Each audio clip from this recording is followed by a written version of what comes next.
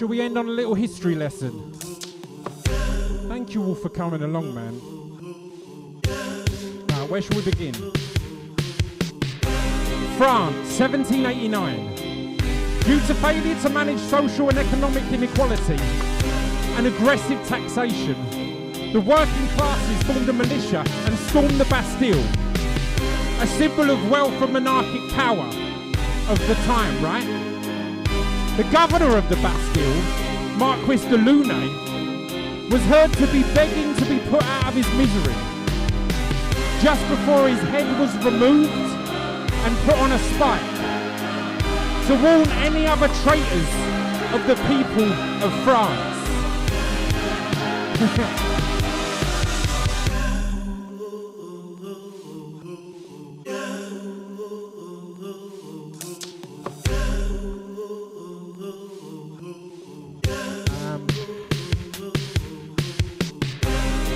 1861.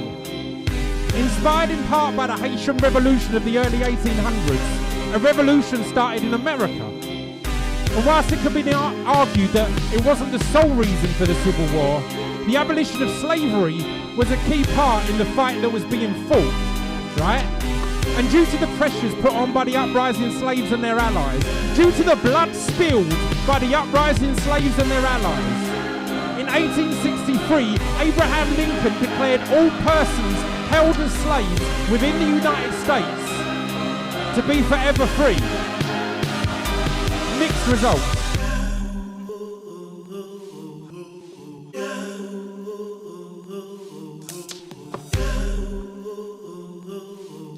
Let's come forward a bit. 2010. After people all over the Middle East and North Africa could no longer accept the dictatorships under which they had lived, wave after wave of civil uprisings started across various countries, inspired by and inspiring each other on the streets and via social media. Their pro-democracy protests forced violent crackdowns. But the people would not be put back in their boxes. The people of 18 different countries fought for their voices to be heard, 6 of which completely overthrew their governments.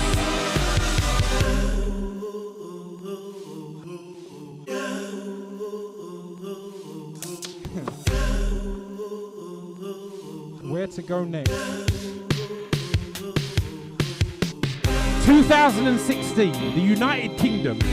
The Tory government pledged 350 million to the NHS in a false Brexit bid that succeeds. Go forward to 2020, that same government oversaw one of the worst mishandlings of a global pandemic in the Western world. By all metrics, death tolls, economic impact, money wasted, aid not delivered, and proven illegal corruption. They had us clapping on the doorsteps for the NHS. And then year after year refused to give them inflation matching pay rises. They partied behind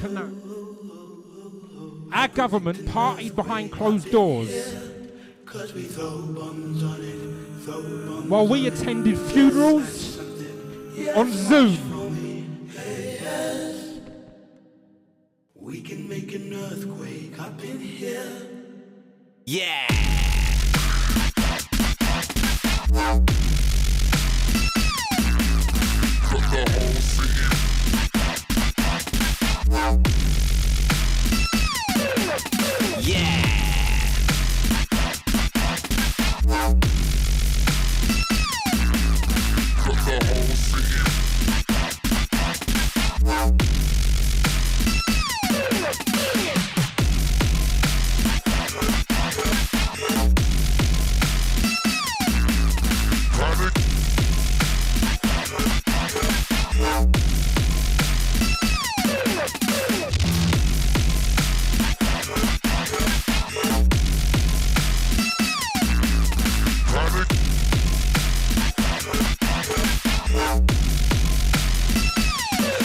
Look, it's not all bad though, right?